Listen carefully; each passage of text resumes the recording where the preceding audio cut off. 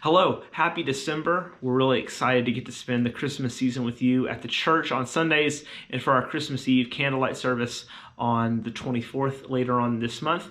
This week we start a brand new volume of the Gospel Project. We've concluded our time in the Gospels, and from now until August we're going to work our way through the rest of the New Testament, talking about the life of the early church, Paul and his missionary journeys, the letters written by Paul and written by others that will close out in the summer, talking through some bits of Revelation and the return of Jesus.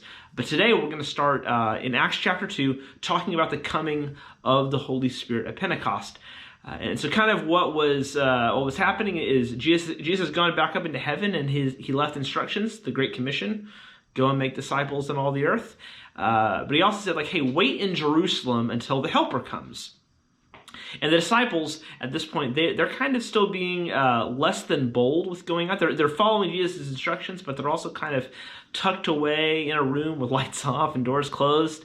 And there's this moment where they hear a rushing wind and they see what appears to be like tongues, flames of fire above each of their heads.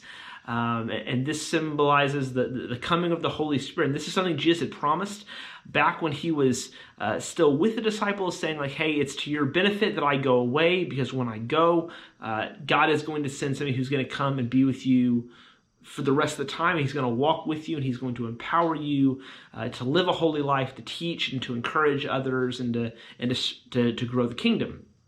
And so the disciples have this experience. They kind of rush out into the streets, and we get this instance of Peter starting to preach and the disciples starting to preach to the crowds. And what it says is that specifically at this time, there are a whole bunch of different people from different lands speaking different languages in Jerusalem, and they all hear Peter preaching in languages they understand.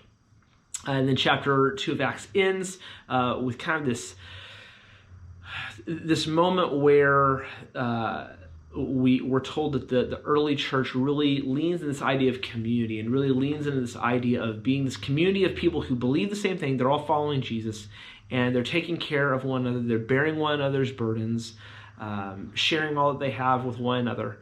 And so that's kind of what we're going to focus on today, is that God kept his promise to give the Holy Spirit, and that through the giving of that Holy Spirit, we as believers are empowered to follow him, to live holy and righteous lives, and then also to kind of go from a more me-focused life to a we-focused life in the community of faith, and also be empowered to share the gospel in places and ways that we weren't expecting. But that was this week's Gospel Project lesson.